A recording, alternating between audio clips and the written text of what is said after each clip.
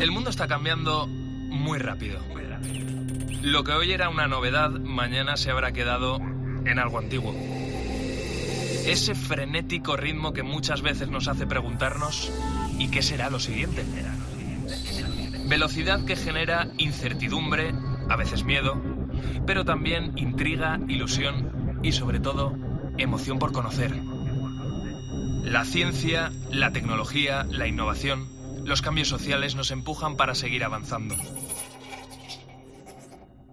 Soy José Ángel Cuadrado y si tú me preguntas ¿qué será lo siguiente? ¿Qué va a ser lo siguiente? Yo te respondo, esto es lo que viene. Hoy mismo vamos a lanzar a audiencia pública el plan de ciencia.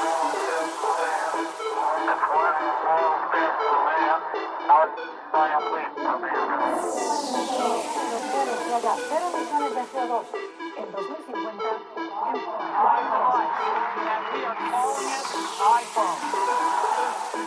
El comité ha llegado a una conclusión científica clara. Es una vacuna segura y efectiva. La tercera misión de SpaceX se ha acoplado con éxito. En COPE, José Ángel Cuadrado. lo que viene. Cuando hablamos de lo que viene, cuando hablamos de futuro, uno de los grandes reclamos para el cine, por ejemplo, han sido los coches voladores.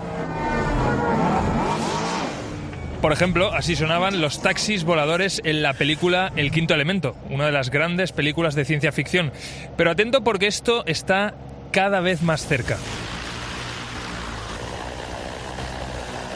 Y es que aunque este último sonido también te parezca de ciencia ficción o te recuerde a un helicóptero, no es nada de eso. Mejor dicho, o más bien, es una mezcla de ambos. Es uno de los primeros prototipos de taxis voladores que ya están en marcha. Estas naves sobrevolarán pronto nuestros cielos y ya hay varios equipos trabajando en esta realidad. Estas naves se llaman eVTOL. Son un tipo de drones de gran tamaño que van a permitir llevar a varias personas en su interior. Estos vehículos transportarán a personas de un punto a otro de la ciudad porque tienen un despegue y aterrizaje vertical. Gracias a ello podrán circular entre las azoteas o grandes superficies de las ciudades. Por eso nos hemos querido venir aquí arriba. Seguramente estarás escuchando ruido de viento. Hace frío, yo tengo frío ahora mismo. Estoy en la azotea de la cadena COPE, aquí en Madrid, en el centro, justo al lado del ayuntamiento. Desde aquí vemos muchos tejados de la ciudad, alguna antena que otra, y podríamos partir de este punto e ir hacia otra azotea de la ciudad. No estoy solo en esta azotea, me acompañan Miguel y Estéfano. Miguel, ¿qué tal? ¿Cómo estás? Bienvenido. ¿Qué tal? Buenos días. Eres planificador aeroportuario. Y Eduardo Coy, que es Managing Partner, ambos en la empresa Leading Aviation Consulting. Eduardo, ¿qué tal? ¿Cómo estás? Bienvenido. ¿Qué tal? Los dos os encargáis de investigar cómo hacer aeropuertos en edificios como el que estamos, en esta azotea del edificio de la cadena COPE de Madrid. A ver, Miguel, arrancamos contigo. Acércate el micro. ¿Qué ventajas tendrían para nosotros, como sociedad, disponer de aeropuertos para drones o pequeñas naves, entiendo yo, tripuladas, aquí en las azoteas, en las terrazas? Pues efectivamente, como dices, estas aeronaves que se llaman eVTOL son aeronaves de despegue y aterrizaje vertical, fundamentalmente eléctricas. Entonces son nuevas aeronaves que se están desarrollando estos últimos años, que permiten mejorar la sostenibilidad, permiten descongestionar las grandes ciudades y, por tanto, mejoran ese urbanismo, esa movilidad urbana que cada vez está más congestionada y que es el futuro un poco de la aeronáutica. Oye, en esta azotea en la que estamos ahora mismo hemos dado un buen paseíto para llegar hasta aquí, unos 30-40 metros, es decir, nos hemos hecho una idea del espacio en el que estamos. ¿Tú crees que aquí se podría instalar uno de esos aeropuertos? ¿Hay espacio suficiente? Bueno, yo creo que sí. Estas aeronaves, al ser un poco más pequeñas que los helicópteros, que en el fondo son configuraciones muy parecidas, aunque de menor tamaño y, como digo, eléctricas, tienen unos requisitos de infraestructura menores que los grandes aeropuertos o que grandes helipuertos. Por tanto, lo que se está desarrollando es una infraestructura que permita albergar todo este tipo de aeronaves y en las azoteas de las ciudades o en esta azotea de COPE, por ejemplo, pues cabrían como vertistops, que es una nomenclatura que se está utilizando, ¿sí? Vertiports para los grandes edificios y vertistops como para Puntos de parada, ¿no? Puntos de parada, exactamente, para ir de un punto a otro dentro de las ciudades. Eduardo, faltan muchas cosas aún por desarrollarse, evidentemente muchos más pilotos profesionales de los que hay ahora. Entiendo yo que una normativa, ¿no?, para controlar el vuelo de todas estas aeronaves en el cielo de las grandes ciudades, pero si te parece, háblanos de esas naves.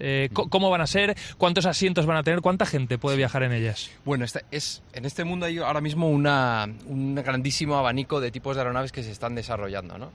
En particular, el que se está investigando para este tipo de negocio que estaba comentando Miguel, digamos tipo taxi aéreo, el tamaño que se está empezando a manejar es en torno máximo 4 plazas pues para 4 pasajeros, digamos, aparte del piloto. Y básicamente la configuración suele tener una especie de fuselaje pequeño para los pasajeros y el piloto, y luego lleva una configuración que puede variar entre 4 o 5 rotores, pues que es lo que genera la sustentación para que la aeronave despegue y aterrice, ¿no? Esa es un poquito la configuración estándar de estos eVTOL que estábamos comentando. Oye, ¿cómo se tendrá que formar un piloto de estas aeronaves? ¿Qué necesitará saber? Pues en realidad el piloto tendrá que tener una formación muy similar a la de un piloto de helicóptero. En realidad, como aeronave, la operación es muy similar a un helicóptero. Es un despegue vertical, un aterrizaje y despegue vertical, y el piloto pues tiene que tener experiencia pues para operar en entornos de complejidad, aterrizando en espacios como puede ser esta azotea, donde pues bueno, te puedes encontrar una antena como esta u otro tipo de obstáculos que requiere, digamos, de un entrenamiento, pero muy similar al de un piloto de helicóptero, no nada más especial que eso, ¿no? Oye, Miguel, otra de las preguntas que yo me hago, ¿no? Estamos ahora mismo a una altura más o menos como si estuviéramos en un 7º o 8º piso de cualquier edificio. Aquí en Madrid tenemos suficientes edificios relativamente altos para poder incorporar, ¿no?, este tipo de aeropuertos, helipuertos. Bueno, pues para ello se está desarrollando toda una normativa y una regularización de la Agencia Europea de Seguridad Aérea, por ejemplo, o la Administración Americana. Están sacando todos un prototipo de normativas para garantizar justo eso, la altura de los edificios, la altura a la que tienen que despegar las aeronaves, siempre garantizando la seguridad operacional. Esto es un tema fundamental en la industria aeronáutica. Estamos muy concienciados de que es importante garantizar la seguridad de los pasajeros, la seguridad de las aeronaves y por tanto hay que ser muy exhaustivos en poder certificar las aeronaves y poder certificar los vertipuertos para que esté todo muy regulado y sea seguro. Oye, yo estoy viendo ahora mismo el cielo de Madrid. Fijaos, allí al fondo tenemos el edificio de Colón, que está ahora mismo está en obras. Claro, ahora mismo el cielo lo tenemos despejado. Es verdad que si miramos un poquito más para arriba vemos algún avión. Pero chicos, esto de aeronaves a mansalva, esto puede ser una locura. Yo os quería preguntar en concreto por el tema de los precios. ¿Se puede establecer algún tipo de precio o podemos hacernos una estimación de cuánto costará, por ejemplo, moverse de aquí a otra zona de Madrid? Eduardo. Pues ahí justo has tocado el punto clave del negocio, ¿no? Porque ahora mismo, en realidad el tipo de operación es muy similar a un helicóptero. ¿Por qué no está lleno todo de helicópteros y la gente está utilizándolos para desplazarse? Pues por el tema del coste en particular, ¿no? Entonces, lo que la industria está discutiendo ahora mismo en si esto va a funcionar o no va a funcionar es que el coste de operación sea lo suficientemente bajo para que se democratice, digamos, el uso de estos aparatos, ¿no? Entonces, ¿dónde está el umbral de la rentabilidad? Pues justamente es donde está la magia del asunto y lo que se está debatiendo ahora mucho, ¿no?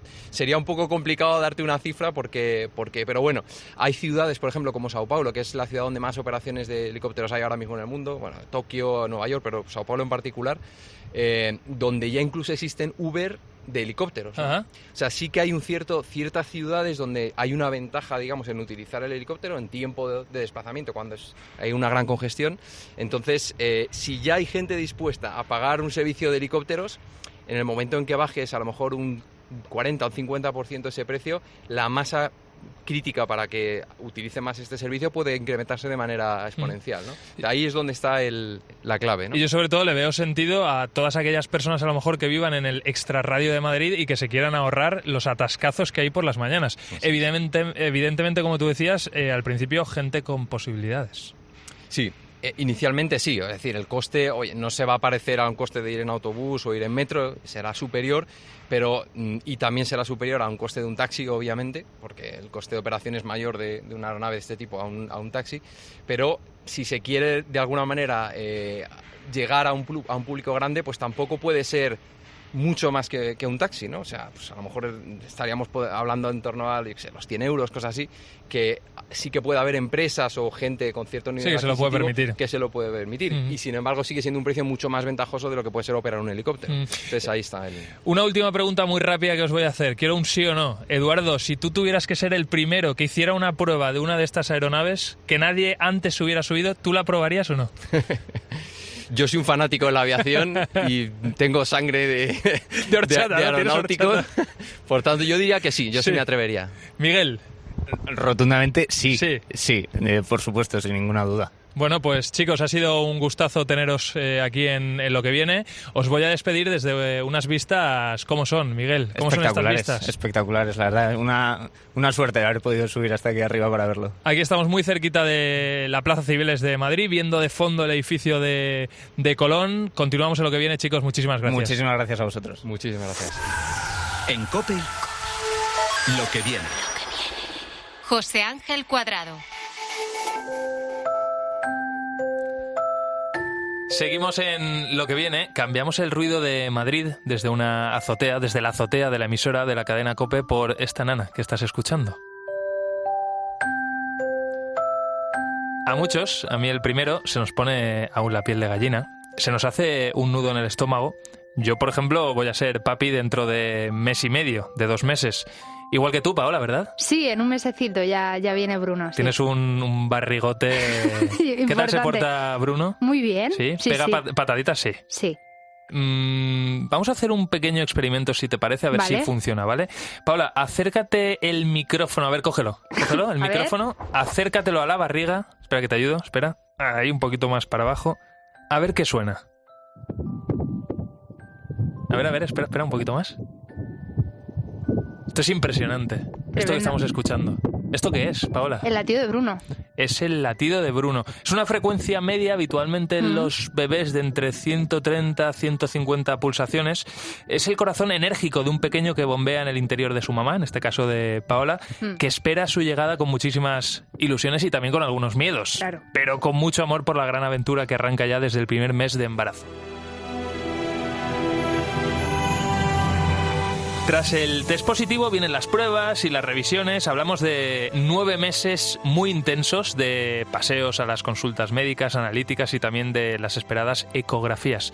Una pequeña ventanita que otorga la ciencia y que permite que descubramos, pues por ejemplo, el sexo de nuestro bebé y también su bienestar dentro de la barriguita de su mamá, en este caso de Paola. Hasta ahora hablábamos de ecografías 3D, incluso 4D, pero Paola, ahora vamos ya un pasito más allá. Estamos hablando de ecografías 5D. 5D, sí. José Ángel, hablamos de ecografías con una mayor resolución, una mayor calidad de imagen y que, bueno, sobre todo lo buscan los papis para tener un poco más un puntito de emocional, ¿no? De verle la carita en mayor resolución al niño. Estar un poquito más cerquita de él antes de que nazca, de que esté con nosotros aquí en el mundo, ¿no? Que pasee con nosotros. Está claro, Paola, que son experiencias y vivencias que nunca se olvidan y el ver por primera vez la cara del bebé es una de ellas. ¿Tú cómo recuerdas la primera vez que viste a Bruno? Muy emocionante, la verdad. Es verdad que en nuestro caso se está un poco apurando para que no lo veamos muy bien, pero bueno. ¿Qué pasa? ¿Se pone la mano por delante, el codo? Sí, se puso la mano delante de la carita, se chupaba mucho el dedito, pero bueno, pudimos verle algo ahí, un perfilito. Yo voy a contar una curiosidad que seguramente mucha de la gente que nos está escuchando no sabe. Yo la aprendí la semana pasada precisamente cuando a mi mujer le hicieron una de estas ecografías. Claro, tú ves a la bebé y de repente te dice el ginecólogo, es que la cara no se ve muy bien porque tiene un brazo, un codo, un pie. Y digo, ¿pero cómo es posible? ¿Qué flexibilidad? Dice, es que los bebés tienen muchos más huesos que los que los adultos. ¿Y por qué? Pues porque hay muchos huesos que aún no se han... que un hueso nuestro está partido en 2, que no se ha unido todavía, ¿vale? No se ha fusionado antes de nacer. Por eso tienen muchos más huesos que nosotros. Y es flipante verles la flexibilidad que tienen. Parecen, se podrían dedicar a la gimnasia rítmica perfectamente. ¿Tu eco 5D fue bien? Fue bien. bien, fue un éxito. Oye, vamos a hablar precisamente, si te parece, de esto, para saber en qué consisten este tipo de ecografías, qué va a ser lo que viene a la hora de descubrir a nuestros bebés. Y para ello vamos a saludar a Paula Camaros. Paula, ¿qué tal? ¿Cómo estás? Bienvenida. Hola, muchas gracias, muy bien. Es un placer tenerte, eres directora y matrona en el centro Baby Suite en Madrid. Oye, lo primero de todo, ¿qué función tienen las ecografías 4 de 5 de los padres? Y sobre todo, yo quería saber, ¿repercute de alguna manera en el bebé cuando hacemos estas pruebas o no? Os cuento un poquito, la ecografía 4-5D la llamamos ecografía emocional y precisamente por eso, porque es un momento emocional el que lo vivimos con la familia, los papás vienen para poder conocer a su bebé antes de nacer, no es una ecografía diagnóstica como sería por ejemplo una ecografía de la semana 12, el triple screening o la ecografía de las 20 semanas, la morfológica, sino que los papás, la familia viene a vivir un momento único, un momento especial, como su nombre indica, un momento emotivo. Entonces los papás, bueno, pues se emocionan cuando ven como el bebé pues pone caritas o bosteza o se chupa el dedo, abre los ojitos, la verdad que es especial, o sea, es maravilloso poder verlo. Paula, ¿cuánto tiempo lleváis haciendo este tipo de ecos en Baby Suite y cuál es la evolución que prevéis que tengan este tipo de ecografías en un futuro? Nosotros Baby Suite abrió hace ya más de 5 años y desde nuestra apertura empezamos con las ecografías emocionales, primero 3D, luego 4D y ahora ya estamos con el 5D. ¿Quiere decir que haya más que 3 planos, más que 3D? No, al final hay mucha gente que le llama marketing, hay mucha gente que le llama evolución y es evolución, realmente la tecnología avanza, antes había un iPhone 6 y ahora hay un iPhone 14, ¿no? Al final todo esto va evolucionando y la ecografía 5 nosotros además añadimos un proyector en HD y es alucinante, porque si ya de por sí el 5D es una pasada, es una experiencia única, ver ya a tu bebé proyectado en la tripa es ya llevarlo al siguiente nivel. Y bueno, nos hemos ido adecuando a la tecnología, a lo que el mercado, a lo que va saliendo, a las últimas tendencias, y es ya, pues lo que os digo, si ya es emocionante ver a tu bebé, verlo así es absolutamente impactante. Paula, una cosa, ¿tenemos que preparar la cartera o no? Pues realmente... Bueno, a ver, prepararla habrá que prepararla porque algo habrá que pagar, pero mi pregunta es si tendremos que sacar muchos billetes. Pues te digo que no, las ecografías hay desde 39, 59, 79, realmente lo que la familia decida gastarse hay desde revelación del sexo únicamente a que se lleven un globo con el confeti dentro para saber si es niño o niña, hay papás que eligen la más completa que tiene vídeo, fotos, latido, proyección, o sea, realmente...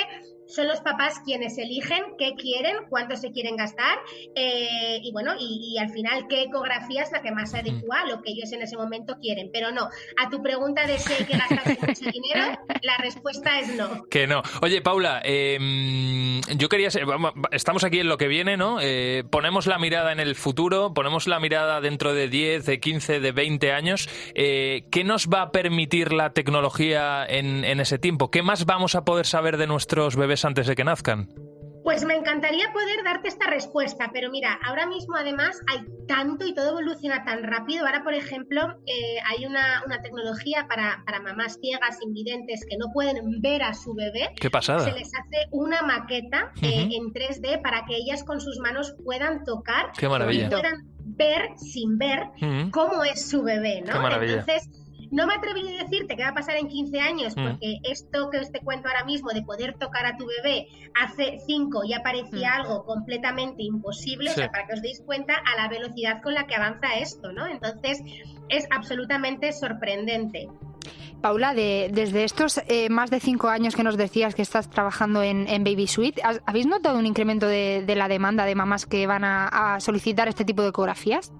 Absolutamente, pero te diría que el despunte fue el COVID, la pandemia. Al final, los papás, las parejas quedaban absolutamente excluidas de poder pasar al hospital con su mujer y buscaban ese momentito de poder venir con nosotros. En primero fue un acompañante, que era la pareja, y tenemos vídeos guardados de la pandemia más absoluta. En un centro sanitario nosotros estábamos abiertos y jamás he visto a las parejas llorar tanto en mi vida. Estaban absolutamente excluidos de poder pasar con su mujer a un momento tan especial, ¿no? Y yo siempre, a mí es algo que siempre me ha chocado bastante, porque es un bebé de los dos, o sea, no solamente es el bebé de ella, es de los dos. Entonces, dejar a la pareja excluida en este momento tan importante, algo que también le pertenece a la pareja, a mí me parecía un grave error. Y empezamos a notar ese despunte a raíz precisamente de la pandemia, que pudieron las parejas poder vivir ese momento con sus mujeres, y era absolutamente maravilloso. Y ya a raíz de ahí es verdad que el volumen, pues no sé si fruto del boca a boca, fruto de poder contar con la última tecnología, fruto del equipo, que es maravilloso, el equipo de Baby Sweet, pero sí, es verdad que ese volumen, gracias a Dios, se ha mantenido. Pues fíjate, Paula, que lo que nos gusta en este programa es precisamente eso, ¿no? Que se aproveche la tecnología, que se aproveche la ciencia, que se aproveche el progreso para buenas causas. Y en este caso ha quedado muy claro, con el ejemplo que has puesto, cómo las ecografías 5D, ¿no?, han ayudado a que los papás, que en este caso no podían acceder al hospital durante la pandemia, pues se hayan podido acercar un poquito a sus nenes antes de que nazcan. Así que, pues una tecnología maravillosa. Paula Cámaros, directora y matrona en el Centro Baby Sweet, ha sido un placer, un gustazo tenerte aquí con nosotros en Lo que viene. Muchísimas gracias. Gracias, Paula. El placer es mío, gracias a vosotros. Y a ti, Paola, que Bruno siga creciendo muy bien y que muy prontito lo traigas aquí con nosotros para que lo conozcamos. Por supuesto. Seguimos en Lo que viene. En COPE, Lo que viene. José Ángel Cuadrado. El pájaro ya es libre. Con este mensaje, Elon Musk anunciaba que había comprado oficialmente la red social Twitter por $44.000 millones. Casi nada. Han sido meses de un culebrón que nos ha mantenido a todos en vilo por conocer cómo va a cambiar esta red social que tiene ni más ni menos que 1,3 billones de usuarios. O lo que es lo mismo, más de 1.000 millones de usuarios. Es una burrada. Ahora bien, de todos ellos, solo 330 millones son usuarios activos. La verdad es que el hombre más rico del mundo ha entrado como un elefante en cacharrería porque, ojo, en su primer día en Twitter no solo es que entrara con un lavabo en la sede de la empresa, sino que también ha despedido al director ejecutivo, al jefe financiero y a la directora legal de la compañía. Así, de un plumazo, los tres fuera. ¿Cuáles van a ser los cambios que se avecinan en esta red social? ¿Qué va a ser lo que viene en Twitter? Álvaro Sáez, que está todo el día buscando temas a través de Twitter. ¿Qué tal? ¿Cómo estás? Hola, José Ángel. ¿Qué tal? ¿Cómo estás? Oye, si hablamos de cambios en Twitter, ¿qué va a ser lo novedoso en esta red social a partir de ahora? Bueno, pues cuando hablamos de cambios en Twitter, tenemos que hablar de dos tipos de cambio. Por un lado, hay que hablar de los cambios que son en cuanto a las conversaciones de Twitter, al discurso, al contenido, ¿no?, que se genera en esta red social. Y luego hay otros cambios que afectan a todos los usuarios y que van a ser cambios en el funcionamiento de esta propia red social. ¿Vamos a ello? Venga, vamos a empezar primero con el del funcionamiento en Twitter. Como bien has dicho, Elon Musk ha entrado como elefante en cacharrería y todas estas novedades que vamos a ir contando en los próximos minutos, pues nos estamos enterando prácticamente a tiempo real a través de precisamente Twitter. Y lo primero y más importante, una duda que nos ha entrado a todos y que hemos leído seguro en algún titular.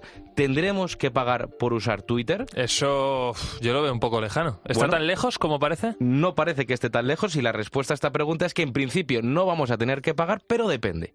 ¿De qué depende? Pues en primer lugar de si somos o no esos usuarios verificados en esta red social.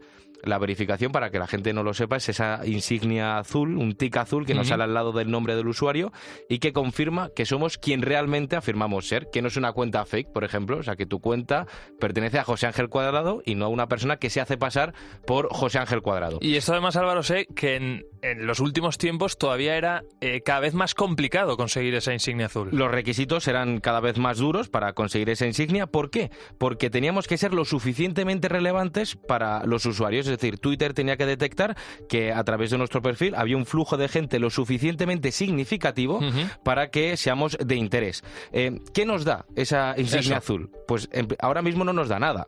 Está chulo tener ese tic azul, está muy bien que la gente sepa que eres un perfil oficial, pero en lo que se materializa es en nada, solo en que eres una persona relevante para la red social. Ahora bien, las nuevas modificaciones que va a traer Twitter van a obligar a esos usuarios verificados a que paguen una especie de cuota mensual por usar Twitter. ¿Y cómo lo van a hacer?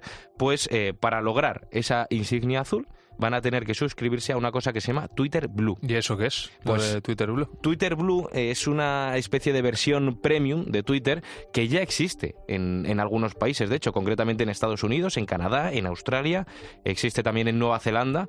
¿Y qué va a pasar con eso ahora? Pues que en compensación por el pago de esa suscripción a Twitter Premium, a Twitter Blue, se van a proporcionar una serie de beneficios a estos usuarios verificados. Y cómo no, Elon Musk lo ha puesto a través de un tuit. Prioridad en respuestas, menciones y búsquedas. Posibilidad de publicar vídeos y audios largos. Editar tweets. Personalizar la aplicación. Y reducción considerable de anuncios. A ver, Álvaro, básicamente estamos hablando de pagar porque tu cuenta tenga un poco más de influencia, tenga un poco más de alcance y con lo cual tu contenido llegue a más gente. ¿Por qué le puede interesar esto a alguien? Pues por, entiendo yo, diversos motivos. Si eres un político, por ejemplo, querrás que tus mensajes lleguen a más gente. Si eres una marca, pues evidentemente que tus nuevos productos se promocionen más. Va por ahí, ¿no? Todo esto. O si eres un medio de comunicación, quieres que tus noticias se posicionen mejor en contrapunto con otras informaciones sobre el mismo tema que a lo mejor no tienen el mismo rango de veracidad o que pueden ser consideradas fake news, ¿no? O si eres un suscriptor de temas determinados, pues a lo mejor también te interesa tener más alcance. Oye, ya que estamos hablando de suscripciones, ¿de qué precios estamos hablando en cuanto a Twitter Blue?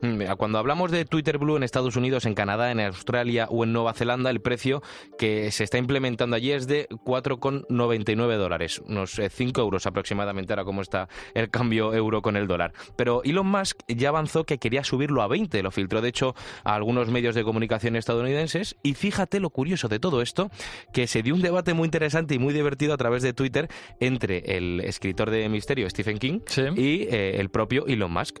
$20 al mes por mantener mi cheque azul. Joder, deberían pagarme. Si eso ocurre, me iré de Twitter. Tenemos que pagar las cuentas de alguna manera. Twitter no puede depender completamente de los anunciantes. ¿Qué tal $8?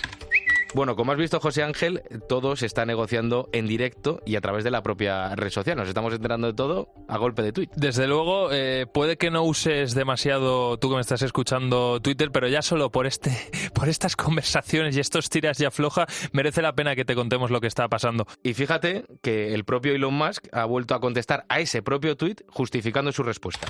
Explicaré la razón en forma más larga antes de que esto se implemente. Es la única manera de derrotar a los bots y trolls. En conclusión, José Ángel, para hacernos una idea, aún no se sabe a partir de cuándo, pero lo que es una realidad es que va a haber una versión premium de Twitter en todo el mundo y que todos esos beneficios que hemos enumerado los vamos a poder tener a partir de unos 8 euros, dependiendo del país, porque Musk ya ha dicho que va a depender del poder adquisitivo que se tenga. No va a costar lo mismo Twitter, por ejemplo, en la India que Twitter en Estados Unidos. Álvaro, estamos hablando del continente en cuanto a Twitter. Ahora vamos a hablar, si te parece, del contenido. Siempre se ha dicho que en esta red social suele haber un poquito de odio, que hay demasiados trolls, que hay demasiados haters. ¿Esto de alguna manera se va a controlar o no? De hecho, el propio Elon Musk lo denominó en algún momento como una especie de banco de mierda. Y es que efectivamente Twitter parece una jungla, ¿no? Que no hay orden, no hay ley. Y yo creo que aquí es donde reside principalmente el motivo de la compra de Twitter por Elon Musk, que evidentemente también ha visto una oportunidad de negocio. Él es un visionario, él ha visto que se puede explotar mucho mejor a nivel económico esta empresa, pero ha justificado la compra a través de Twitter, ojo, por el futuro de la civilización. Es importante para el futuro de la civilización tener una plaza digital común donde pueda debatirse de manera sana, un amplio espectro de creencias que se puedan debatir de manera saludable, sin recurrir a la violencia. Bueno, ha sido muy habitual, lo es ya a día de hoy, leer a Musk en Twitter manifestándose en contra de vetar a la gente el acceso a esta red social. Por ejemplo, Donald Trump, ¿no? Tras los altercados del Capitolio, se le retiró la cuenta porque se entendía que usó Twitter para instigar a la violencia. Vale, a ver, Álvaro, está muy bien ponerte objetivos, decir que vas a cumplir determinados retos, o sea, eso sobre el papel, el papel, suena bien, ¿no? Sí, suena el bien. papel en principio, ¿no? Lo aguanta todo. Ahora tenemos que bajarnos al barro. Esto, ¿cómo lo va a hacer? ¿Tú crees que va a ser posible o no? Bueno, no se sabe, esto solo lo va a decidir el futuro, no se sabe si lo va a conseguir, lo que él considera llegar a esa libertad de expresión, ¿no? En Twitter, una libertad de expresión sana. Lo único que se sabe es que lo va a llevar a cabo a través de 3 medidas principales. Por un lado, va a eliminar todas esas cuentas bots, que son cuentas en las que no hay un ser humano detrás de ellas. No significa aquellas cuentas que utilizan un seudónimo por privacidad, sino aquellas en las que ni siquiera hay esa persona, que no se puede identificar la actividad humana detrás de esos tweets y que, según el propio Musk, son las encargadas de viralizar todo este contenido basura, todas estas fake news. Bueno, todo ese contenido bot fuera. Por otro lado, va a eliminar todas esas cuentas que son inactivas. De los 1,3 billones de usuarios, tú lo decías al principio, solo 330 millones son usuarios activos. ¿Qué es lo que pasa? Que hay mucha gente en Twitter, según Elon Musk, que es irrelevante. Y él precisamente lo que quiere es que Twitter se convierta en una red social de referencia, en una red social relevante en la que tú acudas para consumir contenido de calidad. Y ya por último, va a crear una especie, así como una comisión de ética. Twitter formará un consejo de moderación de contenido con puntos de vista muy diversos. No se tomarán decisiones de contenido importantes, ni se restablecerán cuentas antes de que se reúna ese consejo.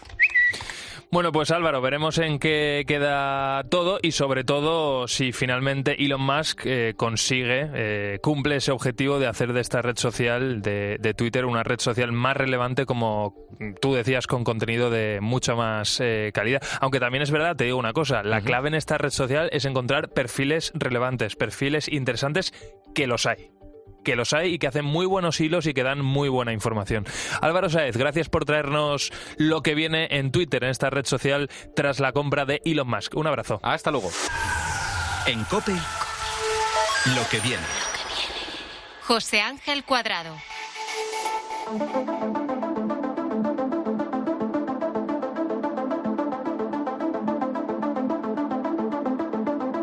Esto es lo que viene, donde nos seguimos haciendo preguntas sobre el futuro y, por supuesto, buscando respuestas. Ya lo sabes, vivimos una época de cambios donde la tecnología cada vez está más presente en nuestro día a día y que, entre otras cosas, nos obliga a seguir formándonos. Seguramente a ti te sucede. Y esto es algo que seguro que ya has visto en tu trabajo, porque todos esos cambios se han acelerado con la pandemia, ¿o no? ¿Qué sucede en tu entorno laboral? A ver, piénsalo. Te quiero dar un dato que me ha llamado mucho la atención. Según el Instituto Nacional de Estadística, hay más de 145.000 empleos ofertados para perfiles digitales en España. 145.000. Ahora bien, según la Asociación Española para la Digitalización, hay unas 120.000 vacantes tecnológicas. Vaya paradoja, ¿verdad? Y eso que estamos hablando de un país donde tenemos, desgraciadamente, casi 3 millones de parados. Hoy en lo que viene vamos a hablar de los trabajos del futuro, de los puestos más demandados de los próximos años. Y para ello, para averiguar cómo va a ser el mundo laboral del futuro, está con nosotros una persona que sabe mucho de todo esto, que es la jefa de economía de COPE. Marta Ruiz, ¿qué tal? ¿Cómo estás? ¿Qué tal? Muy buenas. Oye, es un placer tenerte con nosotros. Ahora entramos en materia, Marta, pero antes, si tuviéramos que resumir lo que nos va a pedir el mundo laboral, lo que nos van a pedir las empresas en los próximos años, ¿qué 2 o 3 claves nos puedes dar? Pues básicamente todo lo que tiene que ver con las conocidas como TICs, las tecnologías de la información y la comunicación, que así, pues para que nos entendamos, son esas herramientas que se utilizan para procesar, administrar y distribuir la información a través de los aparatos tecnológicos. María Luisa Blázquez, investigadora del IES, nos decía que las empresas echan en falta estos perfiles cuando salen en busca de talento. Conocimientos que van a ser más relevantes a partir de 2025 son, aparte de conocimientos específicos del sector, conocimientos de idiomas, conocimientos también de regulación medioambiental, pero sobre todo conocimientos del área tecnológica, todos los conocimientos del área STEM, de ciencias, tecnología, ingeniería, matemáticas, áreas en las que hay una brecha de conocimientos que las empresas consideran que no están bien resueltos en el sistema educativo. Vamos a poner, José Ángel, el nombre y apellido, ¿no?, a esas profesiones.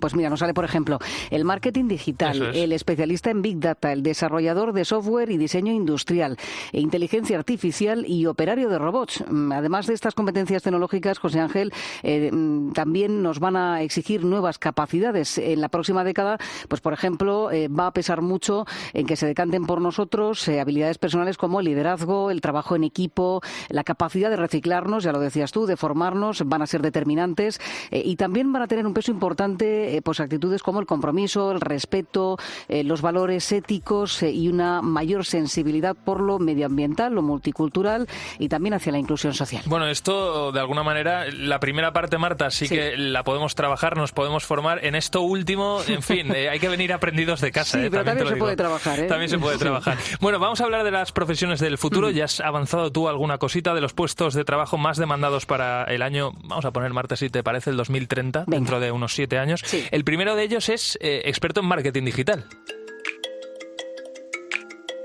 ¿En qué consiste? Pues básicamente en aplicar todas esas reglas y objetivos del marketing tradicional, pero en el mundo online y con lo que eso conlleva. Por ejemplo, nuevos lenguajes o nuevos nichos. En este caso, pues habrá que saber moverse en el entorno digital, ¿verdad, Marta? Claro, es que, como decías, ese marketing digital lo que hace es, pues colocar una marca en Internet, promocionarla pues con aquellos métodos que permiten analizar los resultados de ese posicionamiento en tiempo real. Eso es lo que se requiere ahora, ¿no? Saber cómo está siendo el éxito de ese posicionamiento, pues casi al minuto.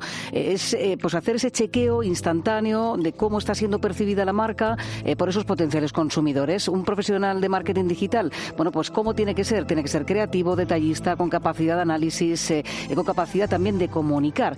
Algunos de los perfiles del marketing digital más demandados, pues por ejemplo el Social Media Manager, que es el encargado de crear el plan de marketing digital para toda una marca o producto. El Community Manager, que de esto estamos hablando mucho en los últimos años, ¿no? Pero todavía hacen falta más. Es el responsable pues de administrar ese plan de marketing que se diseña online, pues dentro de las redes sociales, de los blogs y luego pues también posicionar muy bien esa presencia online de una marca o producto. Y el diseñador web también es otra de las profesiones que están relacionadas con ese marketing digital, pues es el que se encarga de crear, de mantener, de alimentar pues esa página web, ese blog de la marca o del producto. Y también otra profesión relacionada con todo esto. Sí, pues el consultor SEO, que es el que pues se encarga de que el sitio web de un cliente pues aparezca de forma inmediata, ¿no? En esos primeros lugares del buscador, que al final es lo que hace pues que un cliente se decante por una marca o por otra. Sí, es decir, por ejemplo, que yo mañana quiera comprar, Marta,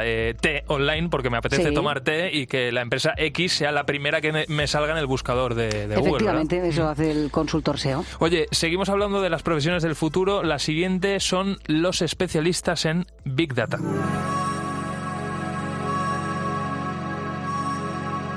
Y Marta, a ver, ¿qué es esto del Big Data? Bueno, a ver, el Big Data son pues grandes datos, ¿no? Si hacemos la traducción del inglés, y es ese conjunto de datos que por su volumen, por su complejidad, por la velocidad en la que crecen, pues son muy difíciles de capturar, de gestionar o de analizar con las herramientas que teníamos hasta ahora, las tradicionales, ¿no? Las bases de datos relacionadas o las estadísticas convencionales o los paquetes de visualización, ¿no?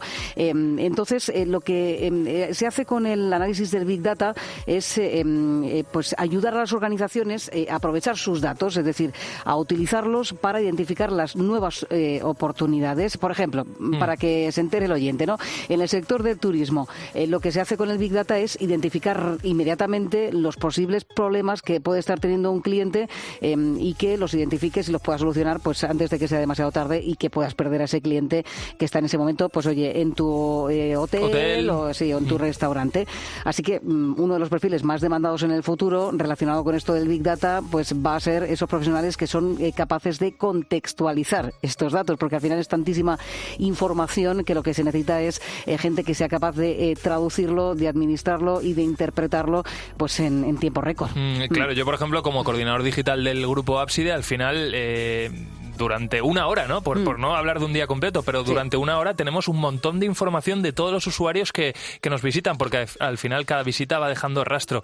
El Big Data, como tú decías, pues al final será saber, oye, qué secciones están funcionando más, por qué noticias tienen más tirón, no. Claro, al final se genera tanta información que esos datos de alguna manera hay que gestionarlos. Sí, administrarlos, interpretarlos. Claro, y esa persona manejará una herramienta o un programa. Evidentemente no está ahí contando uno a uno, ¿no? Todos estos datos. Oye, no podemos hablar del Big Data sin hablar, por ejemplo, de la inteligencia artificial. En este programa, Marta, ya hemos hablado de inteligencia artificial y para explicarlo, ¿quién mejor que ella misma? Oye, Siri. Dime, José Ángel, ¿en qué puedo ayudarte? Venga, explícanos tú, que funcionas con inteligencia artificial. ¿Qué es exactamente? Vamos a ver, José Ángel. Como tal, la inteligencia artificial es el resultado de una serie de algoritmos aplicados a las máquinas para que actúen de la manera más autónoma posible, como lo haría un humano. Esos algoritmos hacen que las máquinas aprendan de la experiencia y, por tanto, puedan tomar decisiones. Vale, Siri, pero vamos a bajarlo un poquito a la tierra. ¿Qué es eso de que puedas actuar lo más parecido a un ser humano?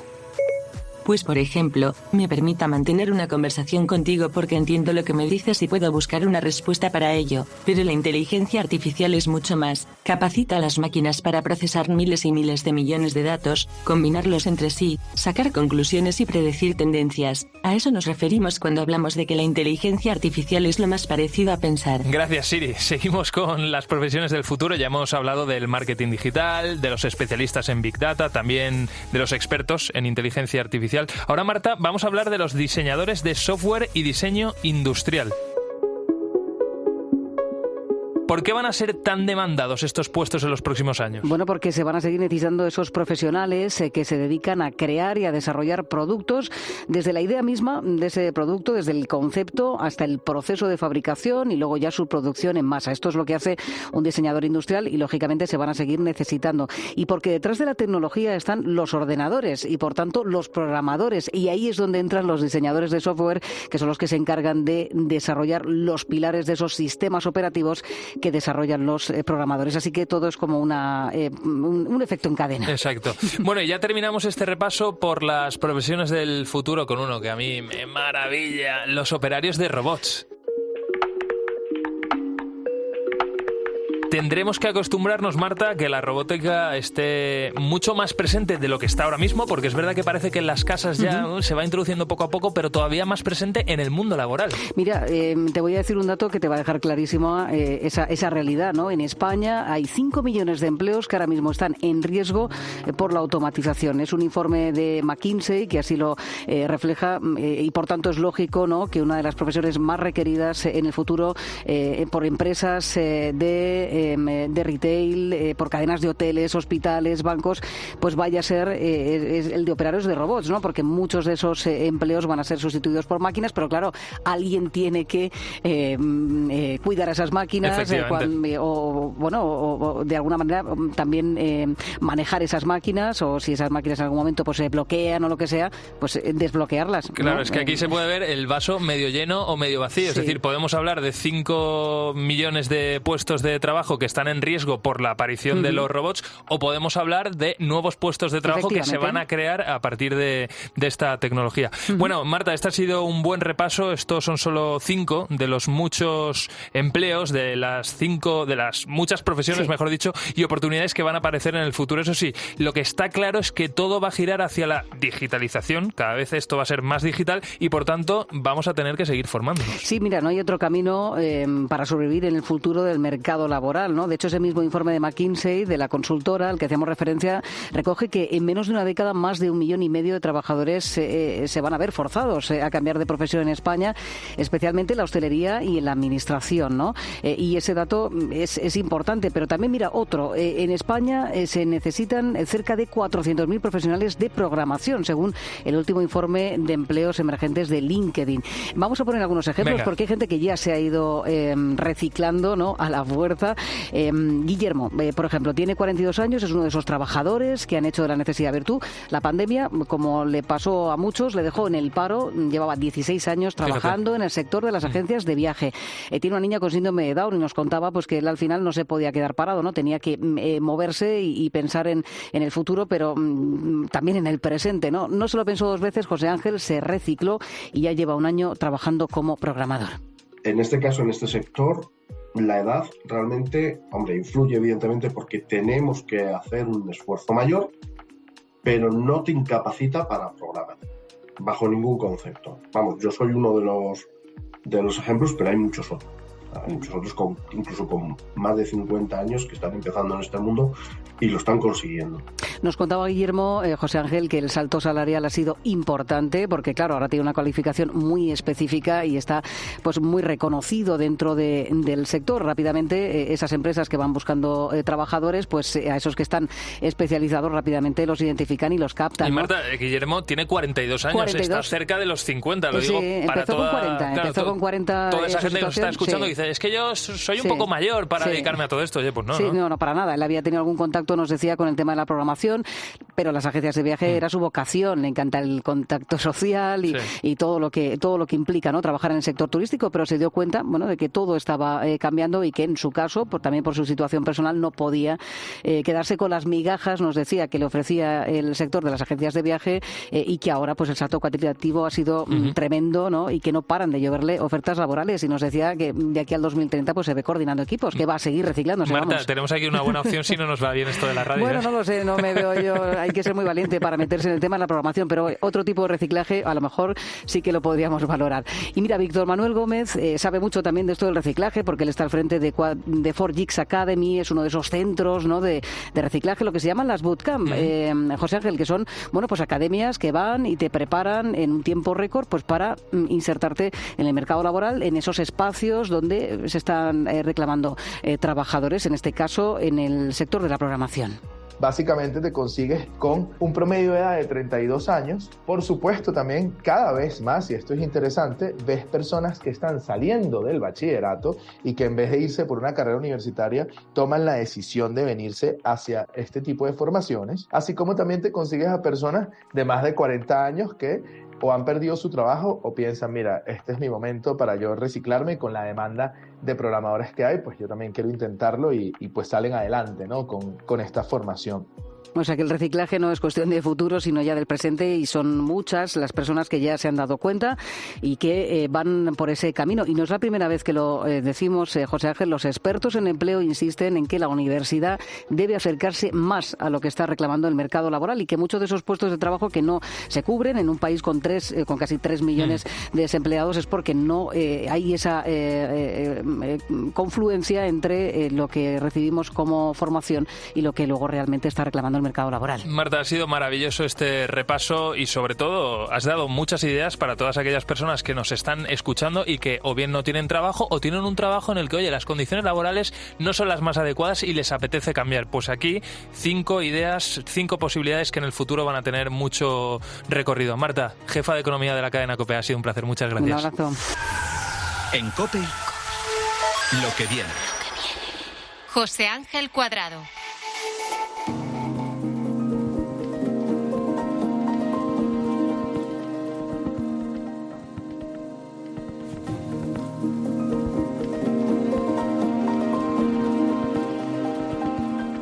Y para terminar este ratito de tecnología, de ciencia, de progreso, de futuro, quiero hablarte de nuestros mayores. Muchas veces nos olvidamos de ellos. Bueno, nos olvidamos como sociedad, que yo a mi abuela la llamo mucho, la quiero mucho y la mimo mucho. Pero bueno, nos olvidamos de ellos como sociedad, y la solución pasa por ponernos en la piel del otro. ¿Te imaginas que literalmente pudiéramos ponernos en la piel de nuestras mayores? Andrea Lucena Perea es trabajadora social y está estudiando el máster de Gerontología, Dependencia y Protección de los Mayores de la Universidad de Granada. Hace unos días, en una de esas clases, pudo entender lo que siente una persona de 90 años. Pudo comprobar en su propia piel lo que es ver regulinchi, escuchar mal, que te duelan las rodillas o que te tiemblen las manos. El primero que le vamos a poner es el de artrosis de columna, ¿vale? Que por eso tiene los pinchos, para que a ella le duela la columna cuando se lo pongamos. Tiene unos pinchos que son... A esta clase que estás escuchando asisten titulados de psicología, educación social, terapia ocupacional, enfermería o medicina. Entre ellos está Andrea, nuestra protagonista. Todos los alumnos que han asistido a este curso han podido vivir una situación singular. Y es que han podido meterse en la piel de un anciano, con sus achaques y sus problemas, gracias al traje de la vejez. Sentirte que tengas 26 años y de repente más de 90 es un poco contraste con tu situación. No deja de ser una experiencia, pero también un punto de inflexión, ¿no? Y tú te estarás preguntando, bueno, bien, pero ¿cómo es posible esto? Bueno, pues este traje, que tiene una serie de pinchos que se activan en función de la dolencia que queramos trasladar. Si estamos simulando un dolor de columna, estos pinchos actúan sobre la columna vertebral provocando esas molestias. Pero la cosa no queda ahí. El traje traje también puede limitar la movilidad de algunas partes del cuerpo, como el cuello, por ejemplo. Además, los alumnos disponen de otras herramientas, como unas gafas especiales que sirven para entender cómo es vivir con una pérdida de visión, o un aparato acústico que sirve para imitar los acúfenos, esos ruidos en los oídos que no provienen del exterior. Según datos del Instituto Nacional de Estadística, los mayores de 65 años en nuestro país ya superan el 20% de la población, lo que equivale a 9,5 millones de personas. Por ello, este método pedagógico es clave para su entendimiento, para entenderles mejor, tal como cuenta José Luis Cabezas Casado. Él es profesor del Departamento de Psicología Evolutiva y de la Educación de la Universidad de Granada. Bueno, yo creo que es muy difícil imaginárselo, pero a través de este tipo de prácticas podemos aproximarnos y, bueno, pues meternos un poco en la piel de las personas mayores con las que vamos a trabajar en el futuro y subrayar toda la vertiente humana y de empatía que tenemos que tener los profesionales cuando trabajamos con ellos y con ellas. De esta manera, todos esos alumnos han sido capaces de vivir en su propio cuerpo las dificultades físicas por las que atraviesan las personas mayores y así entenderles un poquito mejor. Soy José Ángel Cuadrado, esto ha sido Lo que viene. Gracias como siempre por estar ahí, por dedicarnos un ratito de tu vida. Nos escuchamos en el próximo programa, pero recuerda que los mejores contenidos los encuentras en nuestra web, en cope.es y por supuesto en las redes sociales. Hasta siempre. En COPE, lo que viene. José Ángel Cuadrado.